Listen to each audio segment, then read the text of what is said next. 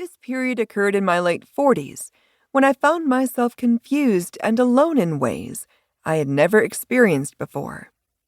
I felt unmoored in spite of working as a C-suite executive at a global Fortune 500 company, having 2 healthy young children, and enjoying a home in a town that was safe and welcoming for our family. There was nothing catastrophic that I could point to as a reason for my coming undone. I wondered, similar to what I heard from the others that morning, what's wrong with me? I thank my lucky stars that I arrived that morning with Janelle, having spent decades in the business world. There, I developed an expertise at solving poorly defined problems. My experience taught me that other people play a critical role in solving such mysteries. I knew sitting there that day that others could lead me to the answers I sought. My business background inspired me to conduct research that ultimately included conversations with 270 other individuals. These people talked with me about a variety of changes they experienced in their lives.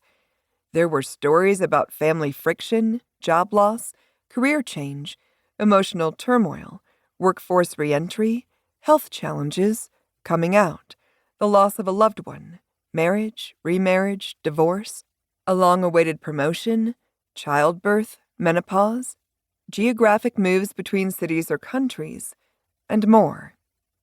Their stories, while threaded with emotions like fear, shame, and possibility, also pointed to a growing awareness of and questions about their sense of self. While these stories were illuminating, I wanted a way to understand more about what I was hearing. I took a deep dive into scholarly research so that I could interpret more objectively what these people were saying. This step led me to extraordinary thinkers from the fields of neurology, psychology, psychiatry, human development, biology, Eastern religions, and leadership. This book stands on the shoulders of these brilliant thinkers. These early steps acted like wind in my sails.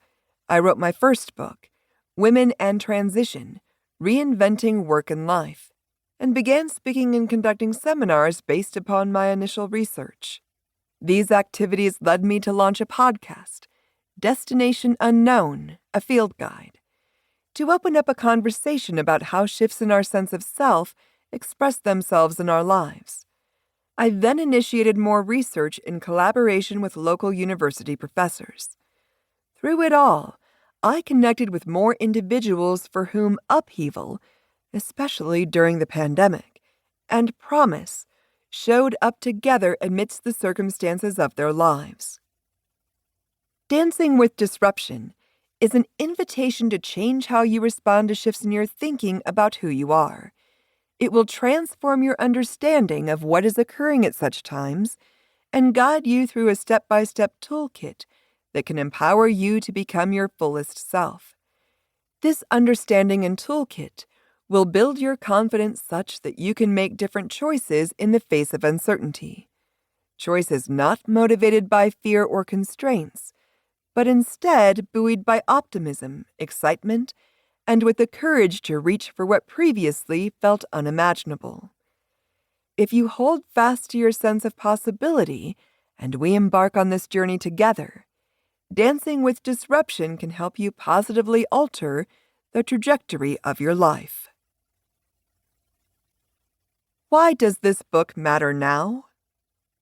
This work feels even more urgent now than when I sat down with Janelle a decade ago, thanks to a perfect storm of factors.